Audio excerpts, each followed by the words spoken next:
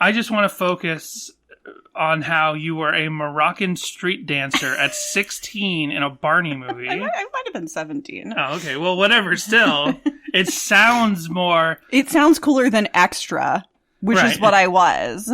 My mom is featured. There's like a crossfade, and she's like in the crossfade. You really can't see me, but it was great. It was good times. It was good times. The director talked to me. He took me around and stuff because I was really close, standing really close to Video Village. And so he was like, "Oh, what are you doing here?" And I'm like, "Oh, I'm just wanted to be on set because I want to be a filmmaker when I grow up and stuff." And he was like, "Oh," and then he just like took me around, and he was like, "In order to be a good director, you got to know a lot about a little and a little about a lot." And those are words to live by in any scenario. And so, That's yeah. true. And did you get to meet Maybe Barney? not any scenario. Were but... you like, "Can I meet Barney?" And then they introduce you to the guy playing Barney, and you're like, "No, I want to meet Barney."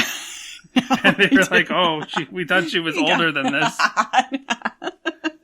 No, he got into, like a nicer trailer or whatever. We just, the well, it needs to be huge. He's a dinosaur. Yeah, exactly. Funny though, that there was like a royalty subplot in that, and I've still never seen it. we have it on DVD. We somewhere. should watch it for a Patreon episode. No. Hey, we did Salty the Singing Songbook for Halloween. We did.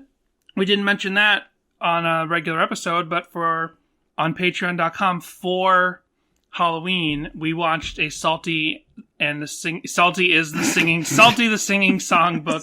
and the Salvation Singing Songbook. Celebration. Yeah. Yes, we watched a video watch along of that. Oh, anyway, so there's this there's royalty in the land of make-believe. I don't even completely remember. I only watched it once afterwards. Anyway, and the woman who... I don't watch everything on it. The woman who played the queen, I ended up working with years later here in LA, which is just really funny and random. You're right, because you know that story. Nobody listening knows that story, though. So we didn't properly get into what you say when we come back from the song, which is... Go. You cut me off as I was about to do it. Hello, everyone, and welcome to Sadie Hawkins Pod. Hello, and we're back talking about Relient K once again. despite everything you've just heard leading up to this moment. Yeah. So I hope some people enjoyed last week when we talked about Dark Dungeons. That was fun. I know only a very select group of you enjoyed the social media posts about Dark Dungeons, judging off of the likes. But we do what we want. This is our show. Relient K does what they want, and we're inspired by them to do what we want. I really think of Relient K as just a launching pad for our intricity. I don't even know the word I'm trying to say. For our sillinesses. So, yeah, but speaking of sillinesses, now we're back and we're talking about we caught you with all the Dark Dungeons discussion last week, and now we're going to ride this train out by talking about like a really obscure song. It's the second version of the hidden track from Anatomy. And it's called The Ballad of Tim Eddings. We do have some top of the show business first, and we'll get into talking about this hidden track in just a minute. But we have some follow-up. We had an email from the director of Dark Dungeons. That's so funny. It was so cool. And I have to say, Relient K looking real bad here. When we talk about Dark Dungeons and the director of Dark Dungeons contacts us in less than 24 hours from the dropping of the episode. And it took almost 3 years for the official Relient K accounts to follow us. We're still very grateful, though. I'm super grateful. I'm super grateful for any attention and any retweets. John Schneck reached out like right away. So you can't put this on all Relient No. K. You're absolutely right. You're absolutely right.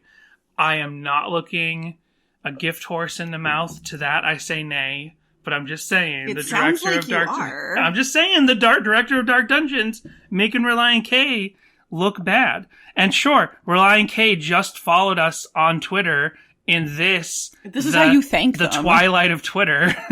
The twilight period of Twitter existing. We'll see how all that goes. Are you sure it isn't more like a new moon? Or perhaps an eclipse?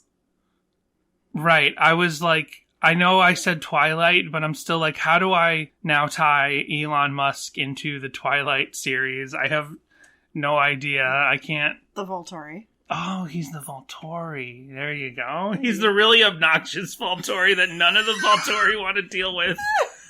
But he's like the richest one.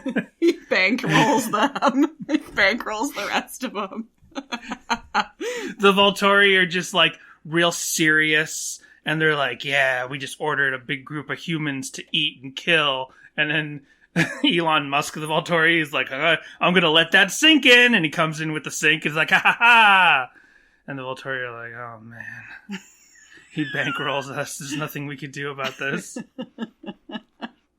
So anyway, L. Gabriel Gonda emailed us and said, oh, this is the second reply. Okay, here we go.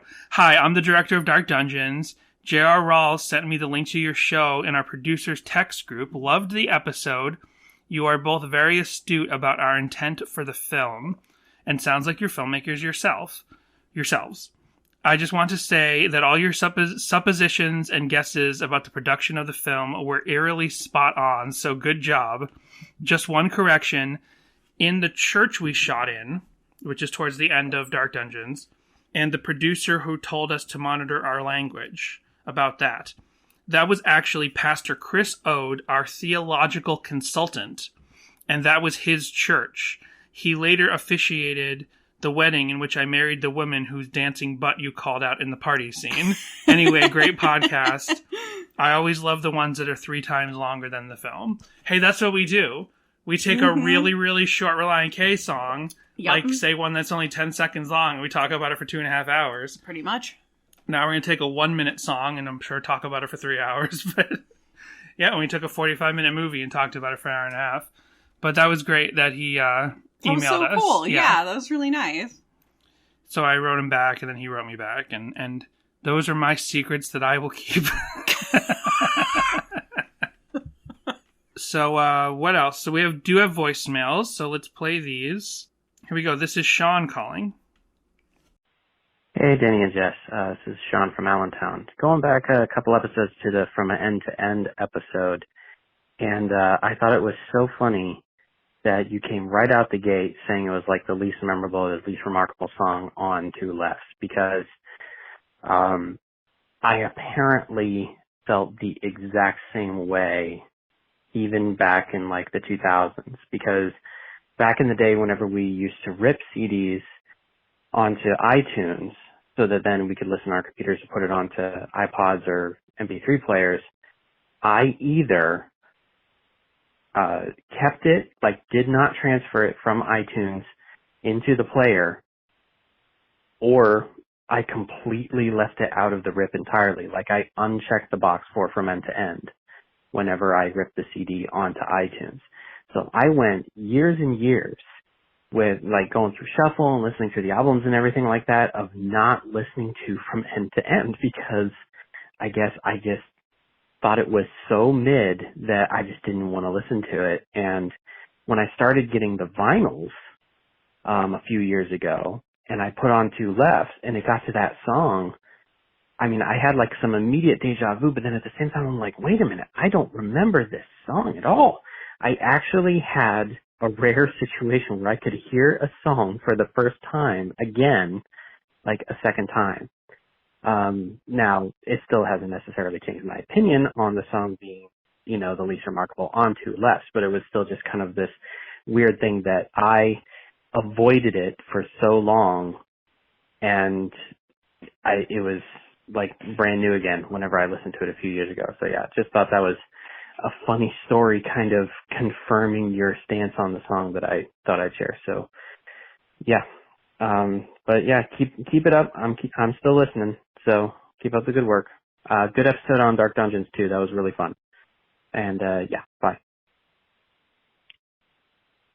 So that's funny. I don't know. That's so funny. Yeah, it is just like the most forgettable song on Two Lefts. Clearly, it's the most mid, as the kids say. Oh boy. So, did you ever have anything like that where you removed songs from an album when you digitized it on purpose, Sure. maybe to save space on something? No, not to save space, just because I'm like, no, I only listened to these 3 songs off this album. Why bother putting the whole thing on? These 3 songs.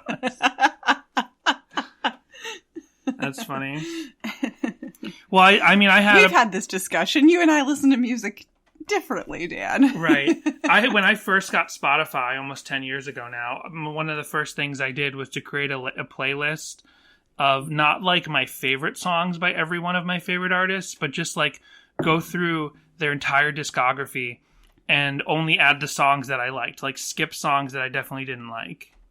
But I can't think of any time where I purposefully cut out songs, you know, digitizing them. I did so many different ways of listening to music, like any way of using technology. Like before I had an iPod, did you ever have an MP3 CD player? Did you ever take advantage of that? What does that mean? That was where you would have a CD player and you could burn MP3 files to it as a data CD. Not as a music CD, because you know every CD can be burnt as a music CD or a data CD. Right. Well, if you burnt a bunch of MP3s onto a CD, which you could do dozens more songs on a data CD, then you could do 74 minutes total of music on a music CD. And then some CD players would identify the MP3s on the disc and play those back. So I could put like 4 albums, you know, of a decent enough bit rate. I could put 4 albums on one CD, and I would do that kind of thing sometimes. Gotcha. Interesting. Yeah, that was a short-lived phenomenon because you'd never even heard of it. No. If you hear the slight rat-a-tat-tatting in the background, that is because it's a rainy evening here, so that is rain on the window. A rare rainy evening. This is right. Whoa, Danny. We are professionals. What are you doing? Well, here's a voicemail. Let's pretend I didn't have the sound on there. My phone's on silent now. Let's pretend that didn't happen and listen to this other voicemail that we have from David Park. I swear the only time your phone is not on silent is when we're recording. Well, my phone has been on silent for years and years. Only recently, like pretty much since the pandemic, I was like, oh, I can like actually leave my phone off of silent. There was this thing for like most of my life where I was like, I'll just leave my phone on silent all the time. I just leave it on silent. Because, like, if I'm at work, if I was working at a store, like a Target or something, I wouldn't want it going off in my pocket, but I'd want it in my pocket. Or I go to class, or I go to the movies. I'm like, it's just easier to just leave it on silent all the time, and I'll feel it buzzing. But then it annoyed Jessica for years and years, and it's just a habit for me to always leave my phone on silent. Calls. And then, because of the pandemic, is when I broke that lifelong habit. Because I was like, oh, we're just home all day. Plus, work will text me. It's better to have my phone off of silent. So I now have my phone off of silent all the time. So here's that voicemail. Danny and Jeff, it's David from Jimmy Eat Pod. They Came Together is an incredible David Wayne film that everyone needs to see. And I'm so disappointed that it was rated so low. Oh, and Danny and Jeff, thanks. I'm not sure. Is that a reference to the movie? It's been a minute since I've seen it now. I'm like, I need to watch. Thanks. I need to rewatch it. Is he just thanking us? Or I guess that must be a reference to the movie that I don't remember. We've seen it since it came out. Like, well, obviously, we've seen it since it came out. I mean, we've seen it since the year it came out. Like, we've seen it. When did it come out? Like 2016, 17? Somewhere in there. We saw it in like 2018, 2019. So it's not that long ago. But I don't remember that particular quote. Or just nice to be thanked. It's just nice to be thanked. All of you out there can call up and just thank us. Everyone just start calling up. We should call them and thank them. Well, I want everyone to know that I'm very thankful when you listen to us. Whenever, I don't really have to say this because we kind of say it in our pre-recorded break thing, our pre-recorded little commercial. But I'll say it again live on mic. I appreciate everyone who listens to this show. That wasn't Bo talking. That's just me. I appreciate everyone. Oh, that's not Bo. No. I appreciate everyone who calls up. I appreciate everyone who listens. That's my you impression. Make your money of back after going on tour with Fangs, spending all your money on food. Yeah. I know his backstory. I make it up. I mean, I know his backstory. I talk to him all the time. I was asking a question. I don't know what's going on with Bo right now. Oh, I thought he was here. He's not here. I was just doing an impression of him. I definitely don't have the mental capacity for Bo to be here right now, or most any of our usual guest stars. Don't right now? I never have the mental capacity for Bo to be here, and yet he'll show up randomly. Even when we're not on mic, I have to deal with him sometimes. So, the Ballad of Tim Eddings. Jessica, what's your relationship with this song?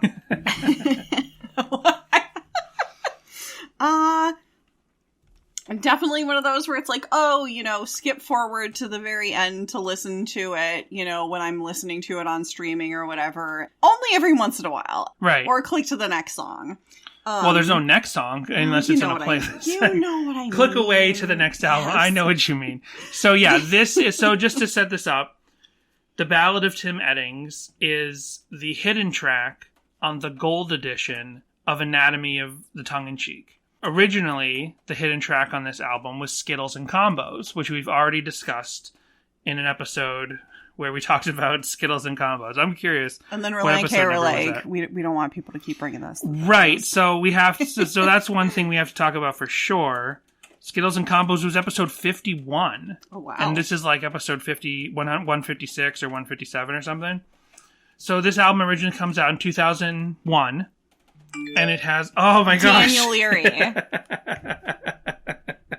I hope this isn't anyone's first episode. Lord knows why it would be, except maybe Tim Eddings. Yeah. Which we'll talk about who that is. But I turned off the Bluetooth. I muted my phone. You said you did before. I don't believe you this time. Well, I really did this time. Skittles and Combos is the original hidden track that comes on after Less is More. Less is More. And then when they released the gold edition in 2006, so years later, they replaced Skittles and Combos. And we know that like by 2006, so there's a lot of things to talk about and wonder about here. The gold edition is released in 2006. So yeah, after 5 years of fans listening to Skittles and Combos and bringing Skittles and Combos to every show where they like, we can't take the Skittles and Combos anymore. This is a chance to like curb some of that. Like, yeah, the CDs, the main non-gold CDs are going to be out there forever. So people are always going to be bringing Skittles and combos to us. And we know that they continued to, because we asked John Schneck when he was on our podcast, did you get a lot of Skittles and combos? And he said, yes, we kept getting them all the way into the time I was in the band. And then when they stopped showing up, we started to miss them. That's funny. I feel like they probably just wanted to switch it up for the gold version. They probably just wanted to be like, all right, it's not just the difference in the mix. We're giving you a slightly different hidden song. Maybe it was just a little change up. You know, they didn't change up the Silly Shoes rap, which we still haven't done either. But the Silly Shoes rap on Two Lefts is like a flat out like embarrassing hidden track. It's goofy and it's fun, but I feel like if you're gonna, maybe they were just super proud of it. I don't know. We'll talk about that when we get to that episode, which I guess we'll just do soon because John Rubin, who I wanted to have on that episode, he hasn't been getting back to us. So what is he so busy dippity doing? We say that every time we talk about this. So we're going to do Silly Shoes in like 2 weeks. I'm just calling it. This is going to be Hidden Track Month, although next week is not a hidden track. So they replace Skittles and Combos 5 years later with this track, which is the Ballad of Tim Eddings. And because the gold versions of Anatomy and Two Lefts are the versions that exist on streaming today, this is the version that exists on streaming today. Skittles and Combos is not on the Less is More hidden track, which now I have to take another quick sidestep. I think we mentioned this when we were on Church Jams Now, but it is ridiculous. I just gotta always mention this whenever it comes up. If you are a band who had CDs in the time of CDs and you did a hidden track because that's what you do, you have a hidden track, you have your last song ends and then there's like 3 minutes of silence and then suddenly an extra song pops up. If today in the streaming era, your last track on your album still emulates the CD hidden track thing, you're embarrassing yourself. Oh, Take this from someone who embarrasses himself all the time. You have This is the second time you have called out Relient K in this episode. It is? What did I say before? I forgot already. When you were giving them a hard time for only just following us. But I'm not just giving Relient K. They don't need to follow us. We follow them. That's the thing. If they follow us, that's amazing, and we should be grateful. I don't feel like Relient K personally probably handles like the uploading of their files to streaming. Not most artists don't. But if you have it in your ability to talk to the publishing company or the company that puts the streaming, the record label, whatever, you gotta go in and you gotta either cut the hidden track out of streaming completely and make it just something special for the people who own CDs, or you gotta cut that hidden track into its own track at the end of the album, because then it makes the last track on these albums that used to be CDs, it makes them impossible to put on a playlist. Like the worst one is Every New Day by Five Iron Frenzy. Well, the worst one in like kind of our circle of music. I'm sure there's worse situations, but it's like you can't put Every New Day by Five Iron Frenzy on a playlist because then there's like 5 minutes of silence at the end and then this ridiculous like in studio messing around song. These bands have to go in, and these record labels and these music publishers, you can't emulate the CD technology in that way with the hidden track. It's a waste of everybody's time. I'm sure they just upload it straight from the CD originally. That is exactly what they did. That was like they were original masters for the CDs. So they just need to put the extra little. Someone needs to go in and take the time to cut these out. And some bands have done this. Some bands have gone and they've done this, and I always think it's great when the band has done that. I don't think that Nevermind by Nirvana, that's credited as the first hidden track ever created. Like I believe, at least I've heard this before, that on Nevermind, after Something in the Way, that was the first hidden track with the song called Endless Nameless, where it's just kind of like a jam session by Nirvana at the end of the CD. And supposedly Nirvana invented the hidden track with that album. I actually have never looked up in the last 20 years if there's conflicting evidence to it being Nirvana, but that's what I heard years and years ago, that it was Nirvana who did it first. But I think if you go to Nevermind on Spotify, especially now that Something in the Way is a huge song because of the Batman movie, like I don't think that, I think they've cut out the hidden track space on Nevermind. Like they know to do that. Like Nirvana's people are smart enough to go in and cut that stuff out. that's just my little ramble about hidden tracks. Everyone's got to go do that. If you're a musician, don't emulate CD. It's meaningless. Last thing, I've seen like Gen Z people online be like, why does this song end with 5 minutes of silence and then another song at the end? And the millennials laugh and laugh. Oh, foolish Gen Zer, don't you know that's a hidden track? And I'm like, no, the Gen Zer is correct. This is useless in the era of streaming. Plus, it's probably only hurting the streams you would get and the money you would get by people ducking out of the track early. Right. So, since this is still a hidden track, if you want to listen to it, you need to skip to 5 minutes and 53 seconds into Less is More. Or go to YouTube. Or go to YouTube. And just so you know, it runs for 1 minute and 9 seconds. Right. And it is like a round. It's sort of the style of a round, or like a sea shanty. Like sea shanties were big on TikTok recently, like in the last year or two. So maybe why was the Ballad of Tim Eddings, was that a popular sea shanty? Probably not, because I doubt that the Ballad of Tim Eddings is its own track on TikTok, if it's not its own track on Spotify. I threw you for a loop. I can see the confusion on Jessica's face. It doesn't sound anything like a sea shanty. It just sounds like some dudes messing around and strumming on a banjo, maybe? I couldn't quite tell what the instrument was. It just sounds like cute. A folksy round. It's funny. Yeah. It's, it's a song that's meant to be circuitous. Like you repeat it over and over and over. And then, what's the 99 bottles of beer on the wall? Isn't that one? That's a famous round. Yes. You take one down, you pass it around. Catchier than the Ballad of Tim Eddings. Yeah. But yeah. And then someone else starts the song. Like, let's do a round, just in case no one's ever heard a round. 99 bottles of beer on the wall, 99 bottles of beer. You take one down, pass it around, 99 bottles of beer on the wall, but you're not coming sing over each other on 99 bottles of beer on the wall, though, which you do in a round. Oh, the wheels on the bus. Isn't that a round? The wheels on the bus go... No. Okay, what are some famous rounds? I just sang an entire verse of 99 bottles of beer on the wall and you didn't cut me off. Well, no, I was confused because I was like, I don't think you do that in a round per se. Oh, Daniel, you can see my socks, is going to call up and correct us, but... Or some other... Oh, row, row, row your boat. Teacher who That's it. That's the most famous one. Row, row, row your boat. Gently down the stream you go. Merrily, merrily, merrily, merrily. Life is but a dream. Yes, this is just about as fun to listen to as the Ballad of Tim Eddings. I wonder if there's any podcasts out there where they just sing rounds. They just sing round songs. So the Ballad of Tim Eddings it's kind of a nonsense song. It kind of brings to mind like some Beach Boys-y stuff, like especially since we just talked about Sloop John B.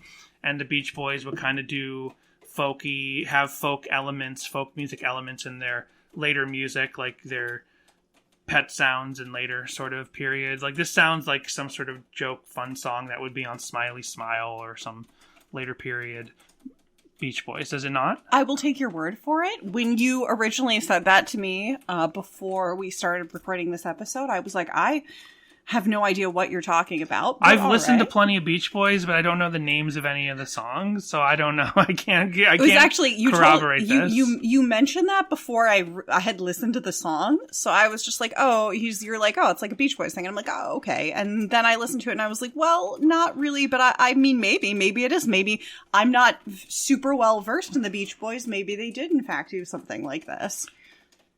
It reminds me of that one song, Everybody Had an Ocean across the U.S. Exactly. Like, I'm like, I guess I just don't have much to say about the song. Yeah, there's like, about the song itself, but I do have plenty to talk about what the song alludes to.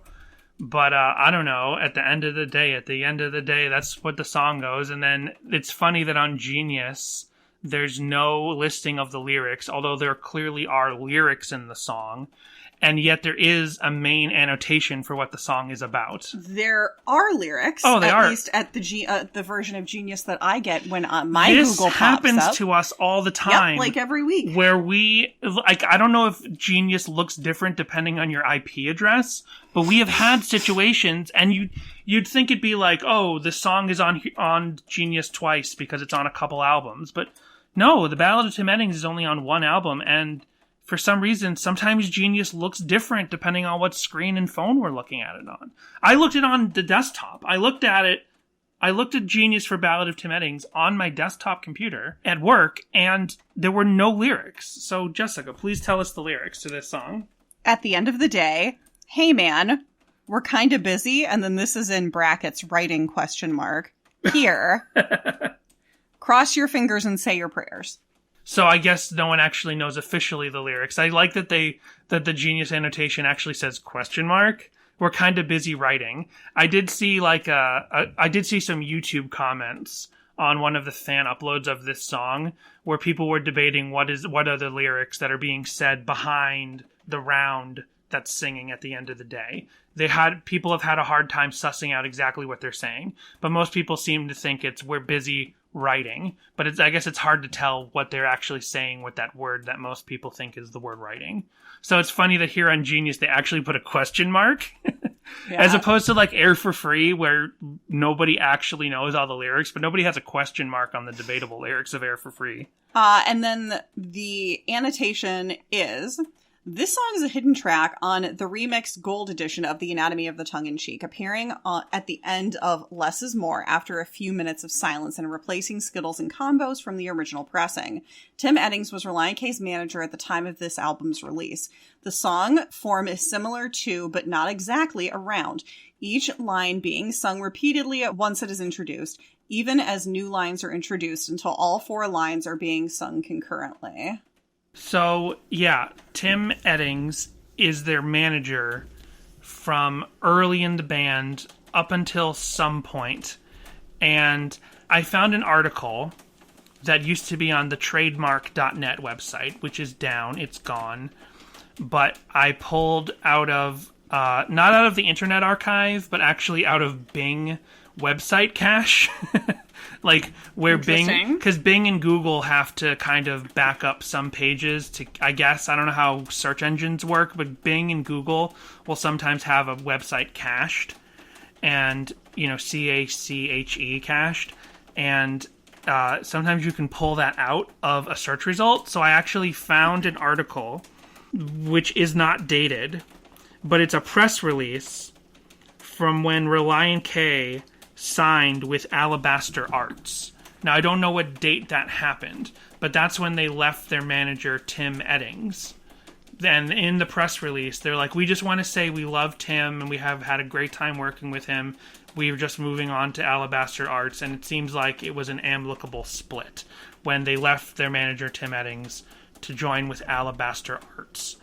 But I wish I had a date of exactly when they weren't with Tim Eddings anymore, because this hidden track comes out on the gold edition of Anatomy, which is from 2006. Because the entire idea of remixing the second and third album was to supposedly get their production in line with Like, I guess for whatever reason, Anatomy and Two Laughs go gold, and becomes their biggest album ever.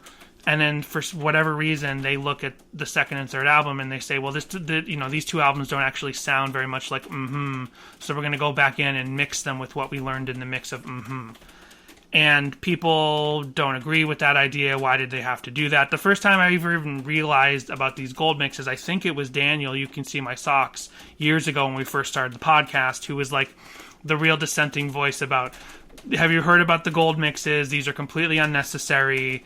And that's how we, made sure we were always talking about the gold versions versus the original mixes on the second and third album. But now I'm curious, they had a manager. His name was Tim. They write this song in tribute to him, and it ends up on a special edition of their 2001 album, and this special edition is released in 2005. So I don't know when they joined Alabaster Arts, but I would assume it was before 2005, before they were signed, before they got moved up from Goatee, because they weren't signed to Capitol, they were moved up from Goatee to Capitol. So I would assume that, in Alabaster Arts, in this press release I found on Trademark, said that they also had the OC Supertones and Katie Hudson. Oh, wow. So Alabaster Arts, who I've heard of. I remember hearing that name back when I was a first generation, second generation Relient K fan. I guess they're a Christian management company. So I would assume maybe were they even still with Alabaster Arts by the time of and Five Score? I would be guessing that they weren't.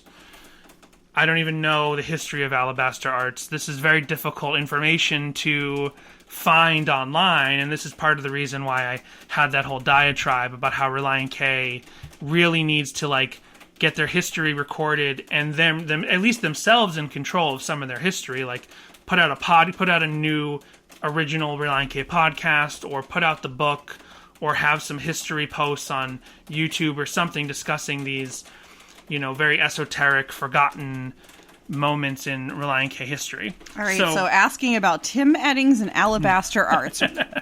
Make note. Write that down. Write that down for of the things we need to ask Relient K about. Exactly. Listen to that rain over there. I know, right? Is that coming in really?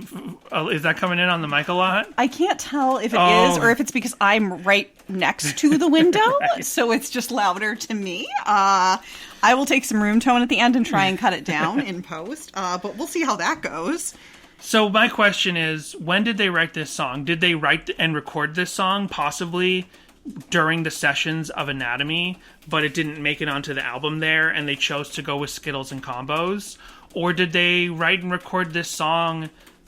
I guess we could have tried to DM Schneck or John Warren and ask them, were you involved in this extra track in any way? Because it was released in 2005, but it comes from the 2001 album.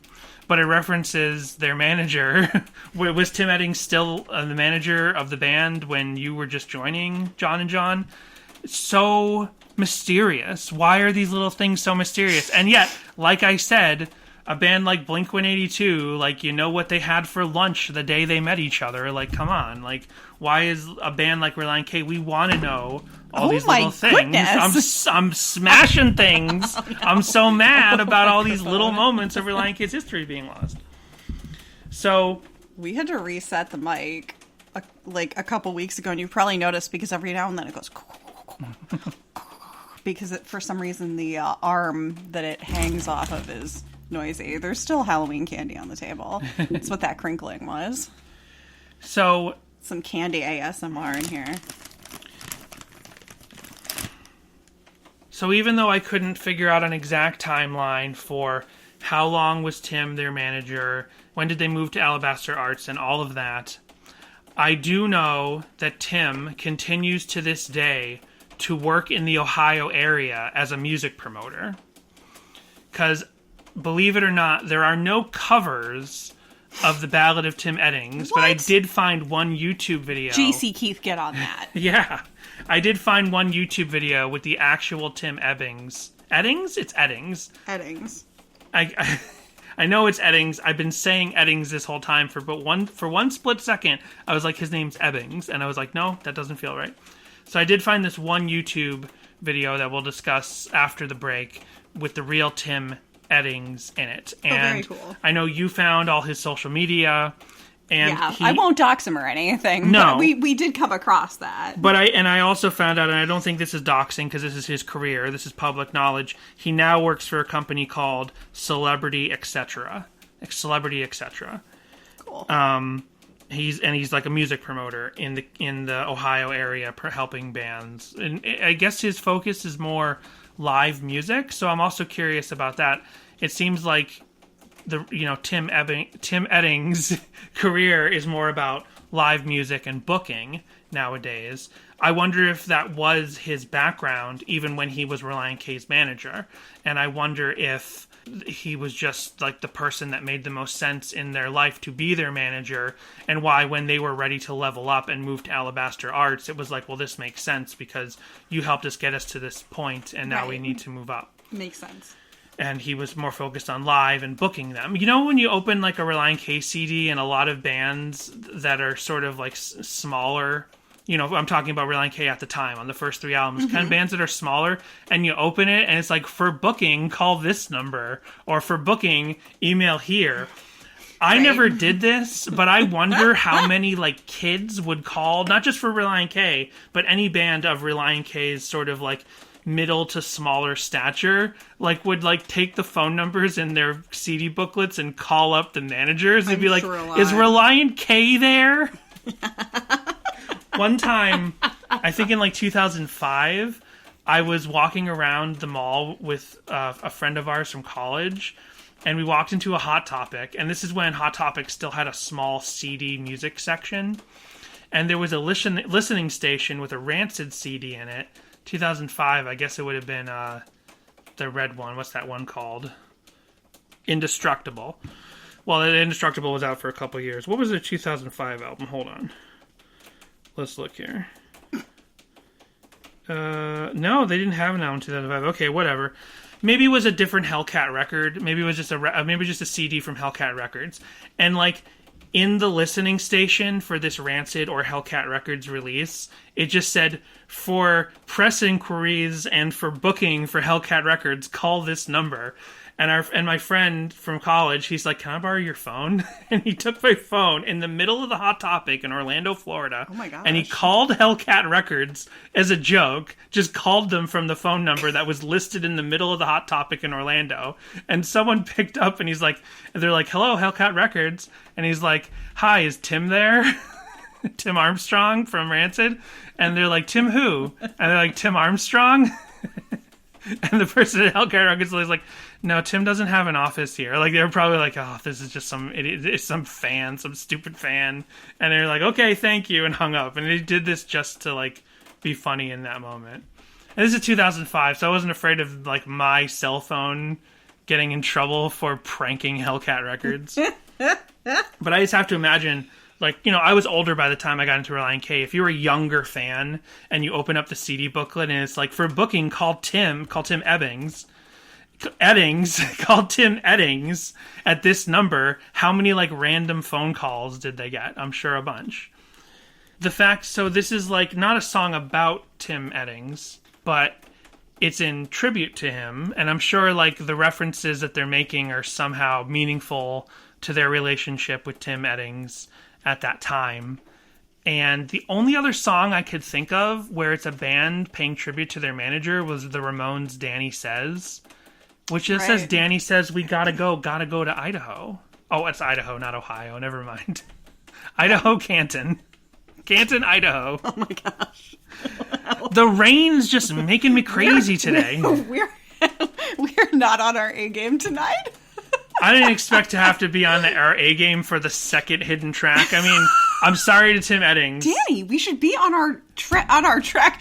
Darn it, we should be on our A game every podcast. This could be a very important networking opportunity. Hey, the director of Dark Dungeons emailed us in 24 hours. Tim Eddings could email us in 24 hours to say, "Listen to your podcast. You did a terrible job. You are all not on your A game." Yeah, exactly. I'm not booking you to do a live podcast here in Ohio. Like when you go to the coffee shop and it's like the B team is on, or maybe not even the B team, like the D team is on, and you're like, "Oh man, they're not going to do my drink correctly. They're not going to do my drink correctly, and it's going to take forever." You're getting the Sadie Hawkins Pod D team tonight.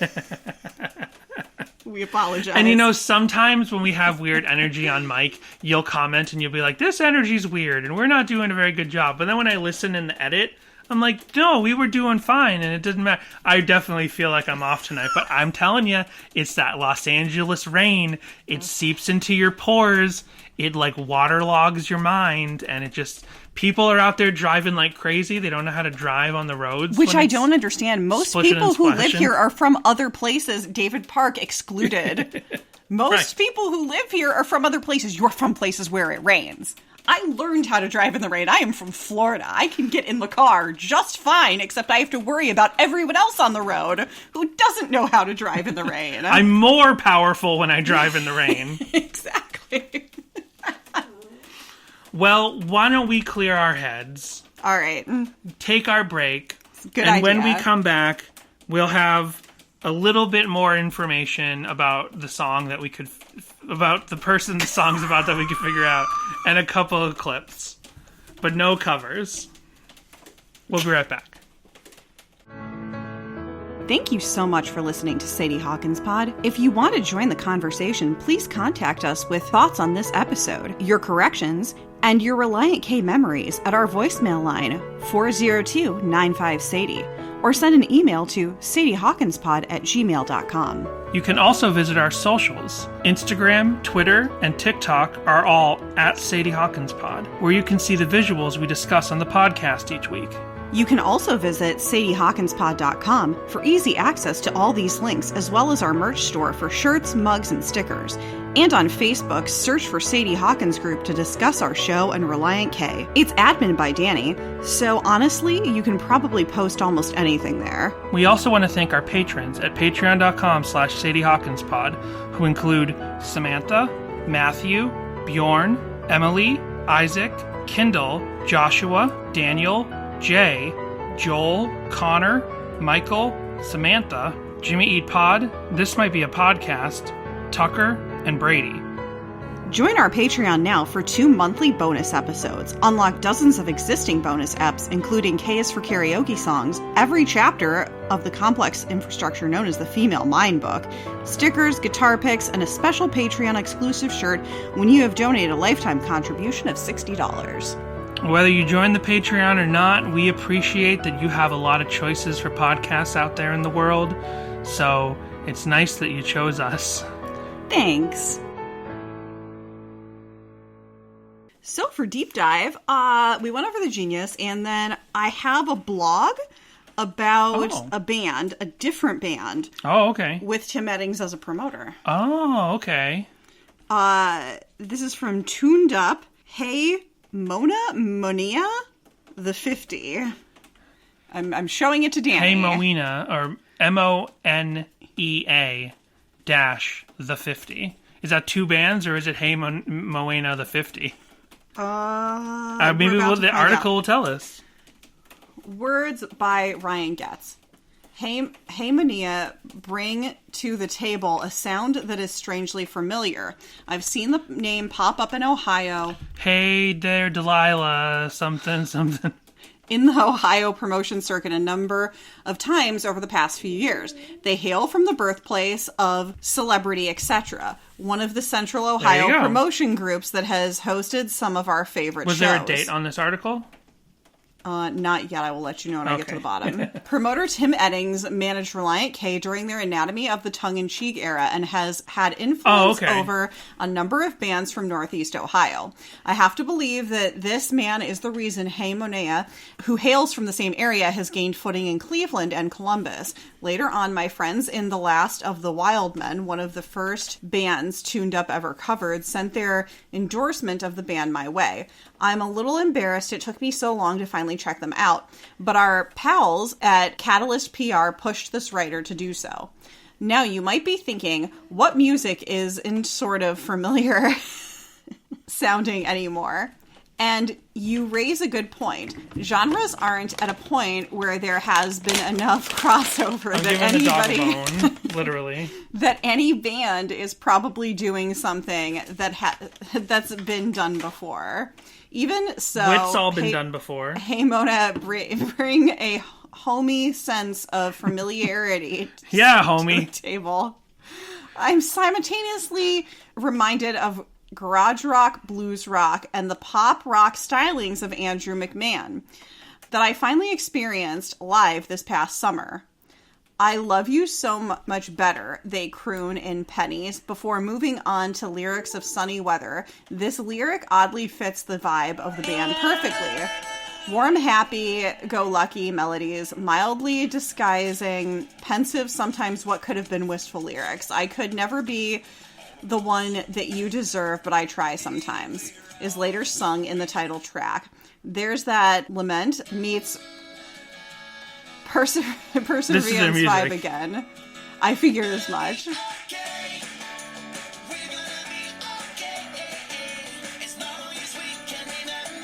The wail of the guitar. This is the nicest health insurance music I've ever heard. Appropriately follows the bridge of the final song. Also, this is an example of a band utilizing some na-na-na harmonies that don't feel contrived. These are some na-na-na harmonies that don't have me saying na-na-na. They can be goofy while maintaining the happy, pensive mood in the album opener, Filthy Rich. Sorry, the 50 is the name of the album. Did you say that? Not yet. The 50 is the name of the album. I'm seeing it right here. Very good. Oh, it's about the 50 stars. If you don't love them, leave them. Because they're the image. I don't know. It doesn't say if you don't love them, leave them. But it's referring to the American flag. Singing of the stereotypical wishes of a rock star. Hey Mona, Monea have crafted a fun album that accomplishes exactly what it sets out to do and nothing more.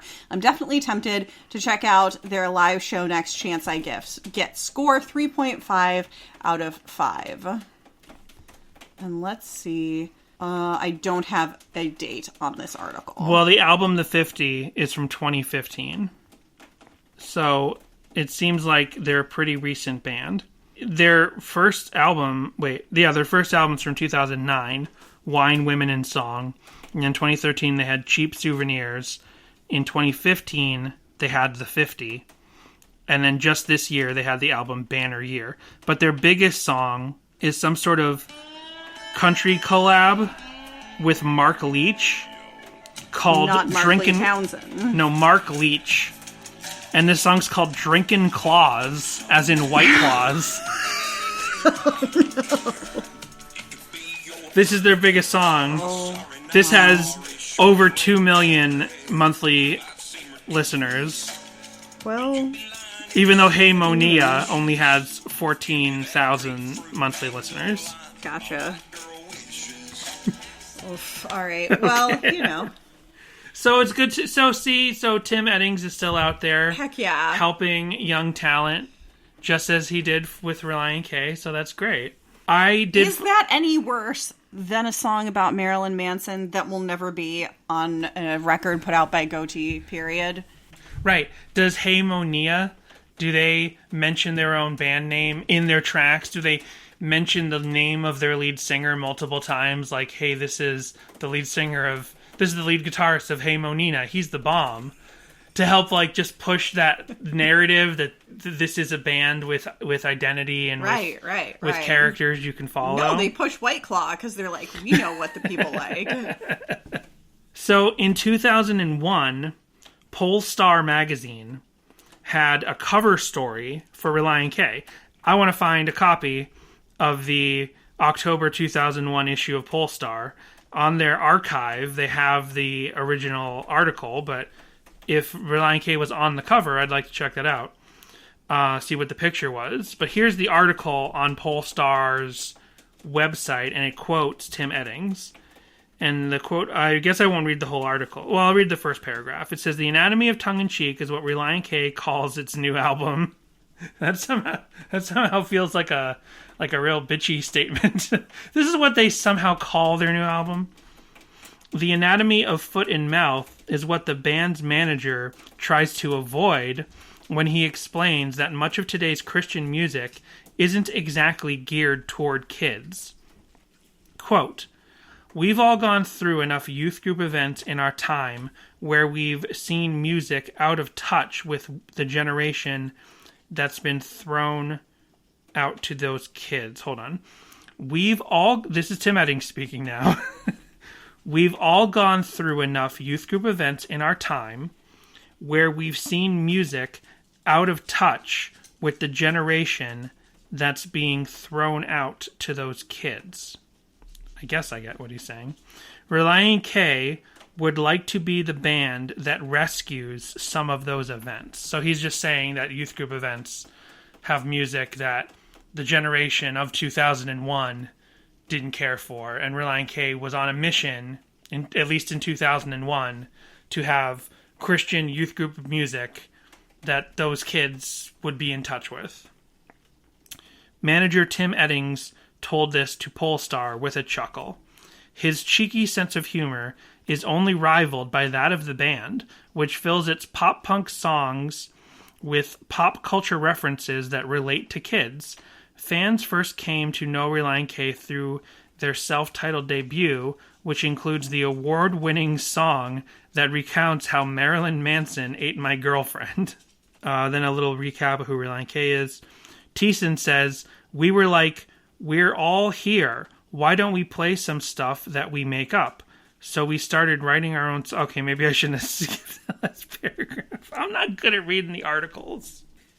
The three original... You're out of touch. I'm out of time. The three original band members, But Matt I'm out of my Thiessen, head when you're not around. Matt Hoops, and Brian Pittman grew up together in Canton, Ohio, where the 20 and 21-year-olds started playing in youth worship band about 3.5 years ago. They decided to take it a step further. Thiessen says, "We were all like, well, we're here. Why don't we play some stuff that we make up?" So we started writing our own songs, Thiessen told Polestar. From there, the guys wasted no time, as Thiessen explained.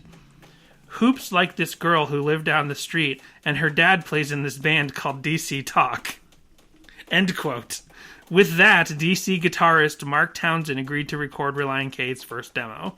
We know this. We've heard this. Thiessen says... Where are the boys from again?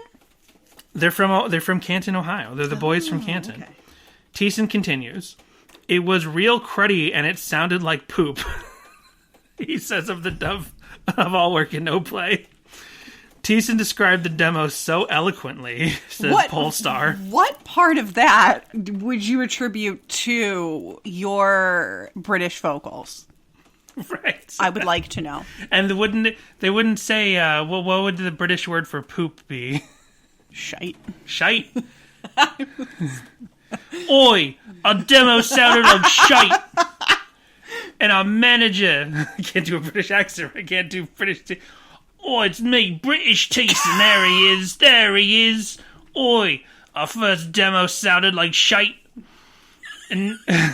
Face. The face, damn. And our manager, Tim Eddings...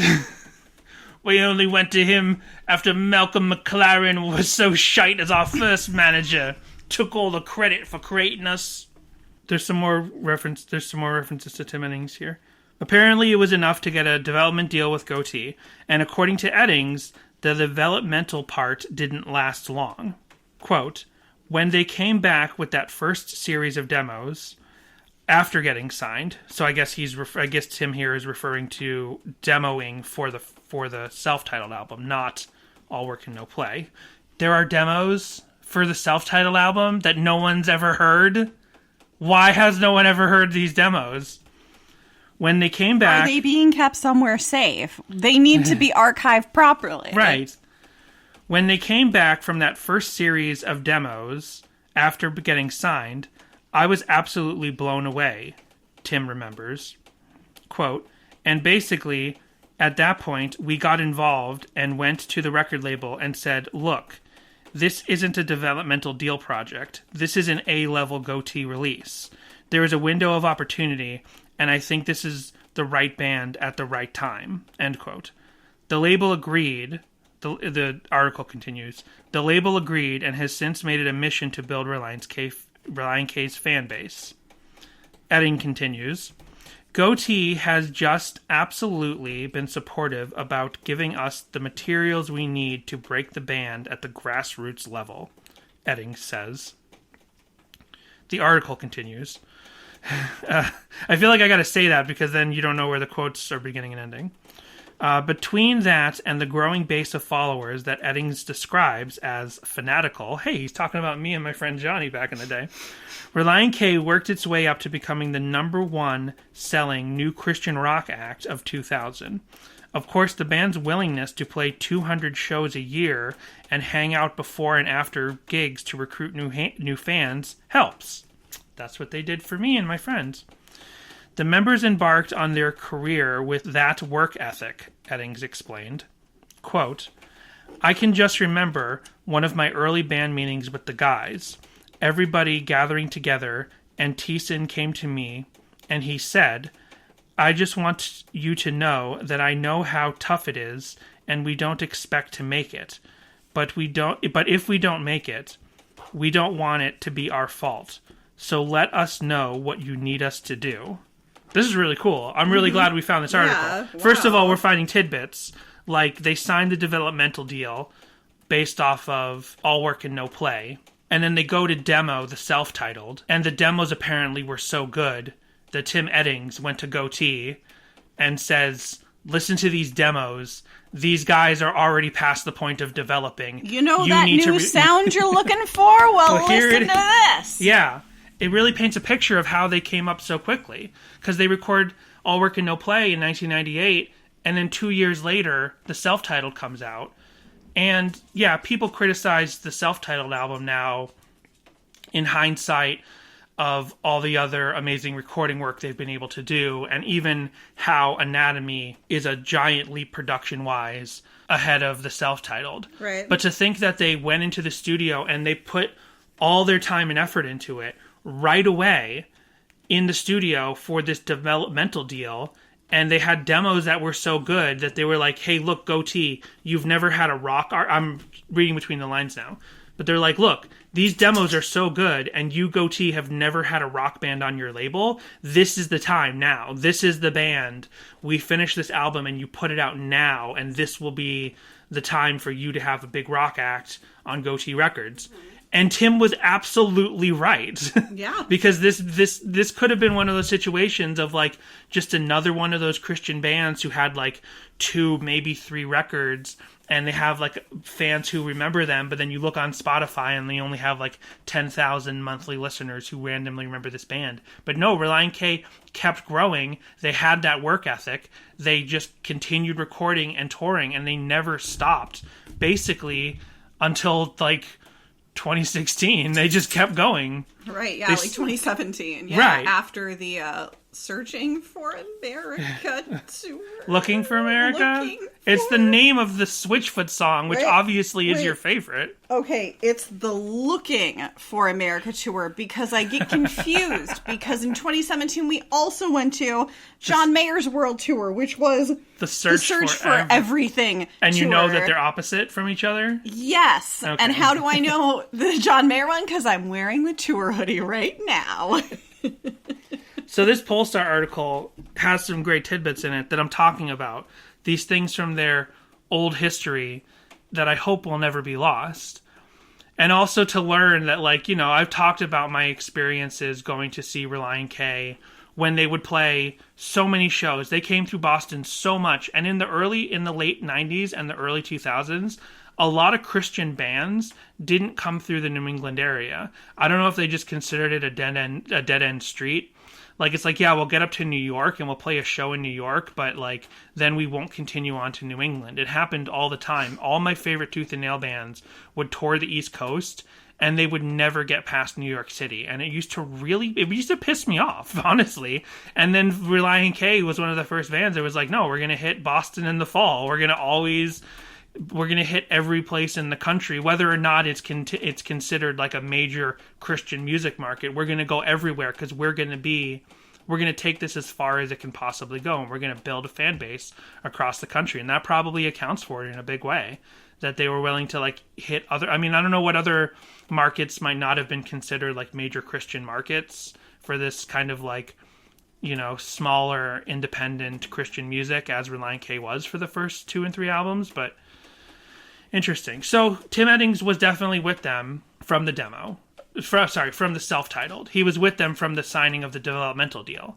He was with Relient K from sometime around 1998 or 1999. Yeah. And it sounds like, at least from that one article you just read of Hey Monet, or whatever they're called, it sounds like they said he was with them during the Anatomy era. So I wonder if that means he was with them up through Two Lefts. Right. Because Two Lefts, they're still clearly part of the Christian market.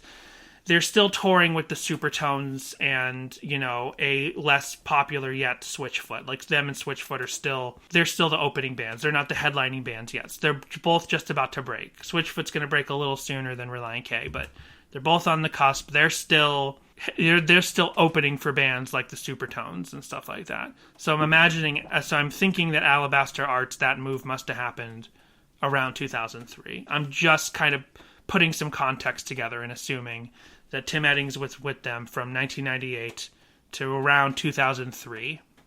That's what it seems like. If I'm wrong, I'm wrong. If we get correcting information, I would love to hear it.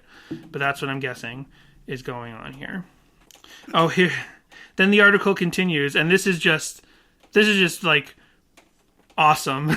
Okay, I'm excited. For an article, I just mean for an article from the year 2000 or whatever I said this was, to this little tidbit of, like, how this matters for a music magazine like Polestar.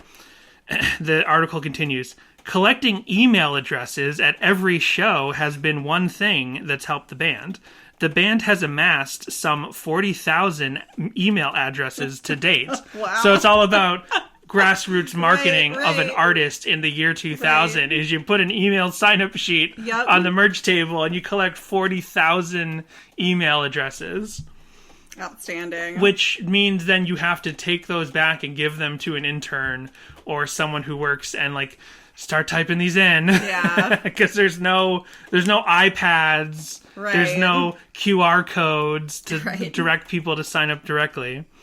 Eddings continues, it's a great thing for right now because we can go to town and even if a promoter completely drops the ball, we have between 300 and 1,000 names in every market we play. Yeah, that's a really good point. Because nowadays with social media, you can have targeted marketing by region and by known interests.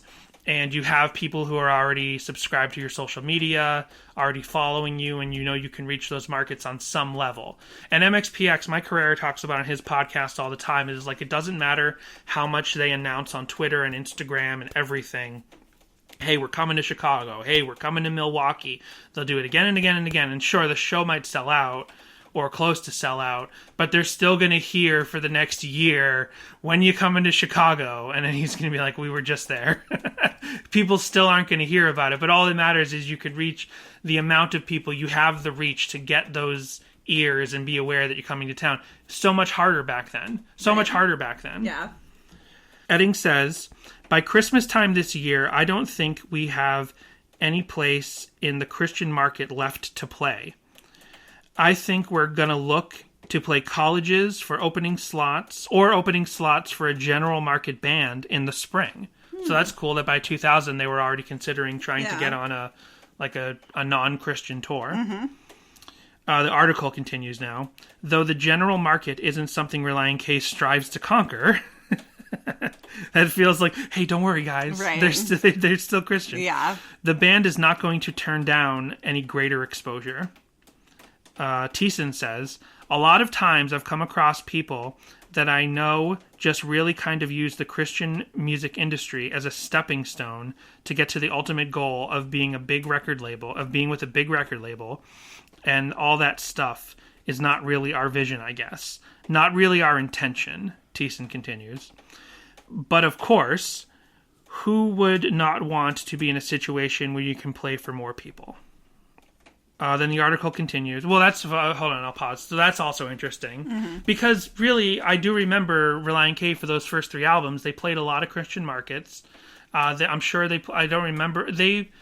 One show I saw with Relient K in this time, somehow they got booked on a battle... as the headliner at a Battle of the Bands for a local Massachusetts college. Interesting. I don't think it was a Christian college... But it might have been like a Catholic college. It's the Boston area. It might have been like one of those vaguely religious background colleges, but really just more of a liberal arts college with like a Christian heritage. I've had a really hard time trying to find that show. I know that the local Christian metalcore band called Mercury Switch was the second headliner. And but that doesn't mean it was necessarily a Christian market show, because then it was a bunch of Battle of the Bands that opened it, and they weren't necessarily Christian. One of them covered Longview, and he mumbled the words masturbation. He's like, when lost its fun, because it was like in a field in the middle of a Massachusetts town. It wasn't like deep in the campus, or it wasn't even indoors. So it was probably more like an obscenity law thing than it being possibly a vaguely Christian school. Sure. Massachusetts has some old-timey laws. They do. But it's really interesting to see that by this point in 2000, they're like, yeah, we want bigger exposure. We're never going to turn that down necessarily, but that's not our goal. And I believe fully that was not their goal, because when they got signed to Capitol, they didn't get signed to Capitol. Right. Capitol just went to Goatee and was like, hey, we're all part of the same parent company. Give us that Relient K band. Right. There's sports analogies to this that I can't quite, I don't really know enough about. But when like somebody gets traded against their will to another team, Right. that sort of thing happens. And Relient K had some. Hello, April. Relient K had some. I'm sure Relient K had some sort of say in it. But anyway, and then the band is currently co-headlining the Electric Youth Tour with Five Iron Frenzy, which is incorporating the world's largest sock puppet choir into the outing, which, by the way, did not happen at the two venues that I saw the Electric Youth Tour at. I remember the sock puppets are part of the... was this article before 9/11? Sorry, I just dropped that. No, it's after 9. So this was October. So the Electric Youth Tour was already going by this point. This article was October 2001. The Electric Youth Tour was already in full swing. I've talked about it. I went to the Electric Youth Tour, which was Five Iron Frenzy, Ace Troubleshooter, Relient K, and John Rubin. And it was less than a week after 9/11. So maybe they dropped the sock puppet thing they were planning by that point. Maybe they picked it back up the further into the tour they got and the more appropriate it felt after that being that close to 9/11. But anyway, there's a lot of interesting information directly from the mouth of Tim Eddings. And we were hoping that this would be a short episode, but no, it's going about our regular lines. Should have known better. So I did find this one video, which I'll play just a second of, just in the room. We don't have to edit this in later. It's only got 35 views, and this is from the YouTube channel Columbus Music Commission. And this is a YouTube video, as I said, from 5 months ago. Everyone's still wearing masks. And this is called Music Monday, Get Booked, Get Signed. Discussion on October 25th, 2021. So even though this was just uploaded in May of this year, it goes back to last October. Moderated by Randy Malloy of CD 92.9 FM. This is with Britton Dove of Promo West, Ian Baldwin of Bravo Artist, Tim Eddings of Celebrity Etc., and Joe Urban of Take This Heart Records. And this is a almost 2-hour long YouTube video of a panel discussion. I don't know if it's at a school or some sort of like community hall, but there's like a brick wall behind them and a sign that says what's it called?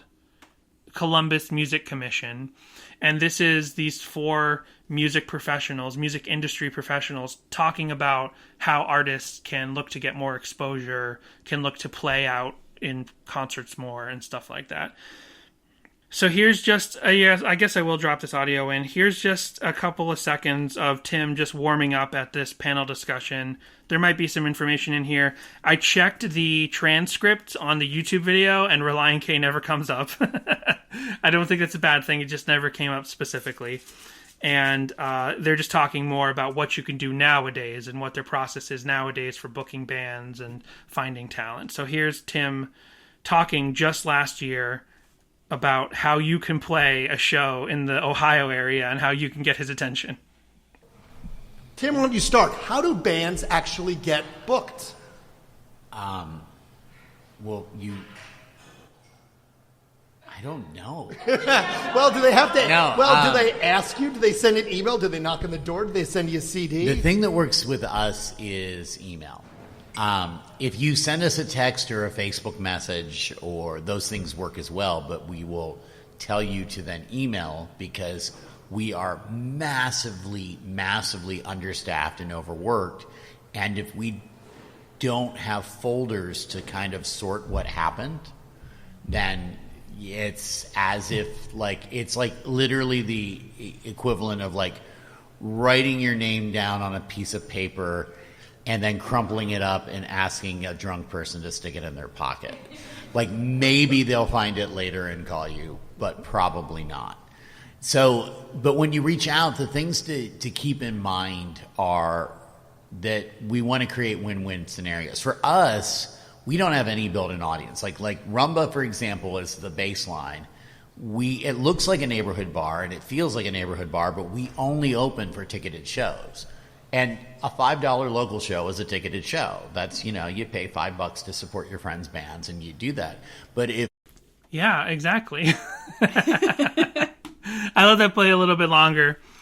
I just wanted to hear what he said, but I guess if we wanted to have gotten Tim Eddings on this episode, we would have had to email him, it sounds like. Yep.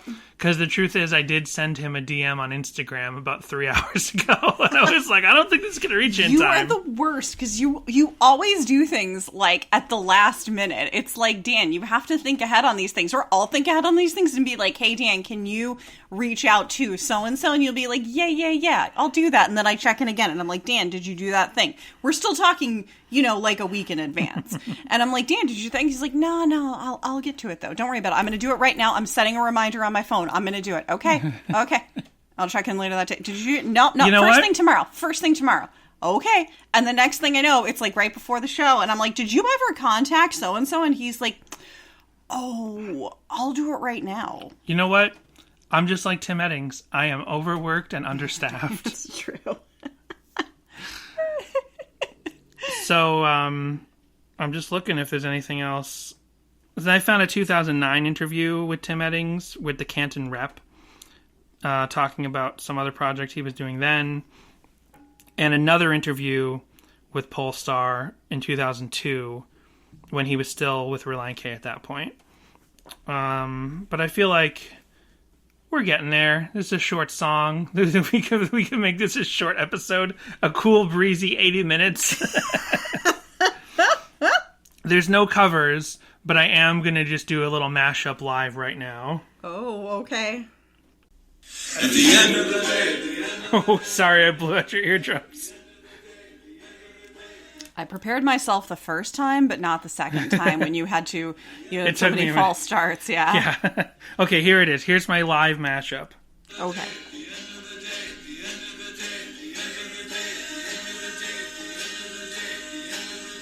Chili's baby back ribs. Chili's baby back ribs. Barbecue sauce. I want my baby back ribs. Chili. It's good stuff. I don't know why. I was expecting you to go with David S. Pumpkins or something, but yeah, I like it. It's good stuff. Oh, you saying I Very should... good cover mashup or whatever. You're saying I should put the Ballad of Tim Eddings in Rave DJ with the David S. Pumpkins that's music? what I thought was coming. I thought I was going to get a Rave DJ, but I really did get a live in the room serenading, so that was exciting. Well, I'm sure that the Rave DJ won't complete in time, but if it comes out to anything, I'll put my Rave DJ of the David S. Pumpkins music combined with the Ballad of Tim Eddings Very at good. the end of this episode. So until then, Jessica, what do you think of the song The Ballad of Tim Eddings, which we did not talk about the music very much, but I just don't have much to say. It's a short, silly little it's goofy, folksy, yeah. round sort of song. I know it doesn't exactly sound like it sounds like a sea shanty to me. They're not going like a but it still has that feeling of like in a pub or like in a seaside shanty. Sure. It's a sea shanty, like Right. a seaside thing. I think you just have to be in the right mood for it, I think it's good. But yeah, I think you got to be in the right mood for it. It's cute, it's funny, it's silly, Yeah. It also brings to mind Good King Wenceslas. Like it's that kind of silly sort of thing. That's sort of like... Yeah. That sort of... And I guess part of what I'm thinking of the Beach Boys influence is more of a general 60s folk music influence. How, I see. There was like popular folk music, like row your boat. Exactly. Yeah. Well, we talked about this with Sloop John B, but yeah, there was like the popularization of folk music, but then a band like the Kingston Trio and some stuff that the Beach Boys or other 60s artists might have do was to bring like actual old music influences into like real folk music. Like sometimes we think of folk music as this kind of homogenized sort of very mainstream concept of singing in a coffee house, singing like nice, love songs and stuff. But there's folk music is actually folk music. It's actually music for the different populations of Earth, the different nationalities. And so this has that feeling of like a 60s artist bringing a genuine feeling folk music, but putting a little silly spin on it to sing about your manager and how sorry, Tim, we're too busy writing. We can't go to Idaho. Wow. Well, that is That is... very well said. Feel my head. Do I feel warm? It's just been one of those nights. Well, we're just we didn't even mention it's my birthday. Oh, right. That's it. It's because I turned 40 and I feel like I want to die. That's what's going on. I totally forgot, I'm just like questioning my purpose in life and who I am and who I've been, and I'm 40 and this is what I'm doing. With that said, I'm making the worst episode of my Relient K podcast before I escort Grandpa off to his deathbed, now, do you like this song more or less or the same as before? I guess I technically like it more because I paid more attention to it than ever before, and Same. I don't hate it. So. And I like the little story about it. I like that it's about a former manager. I think that's nice. Yeah. And we will catch you next time when I'm... If you're still listening. Thank you.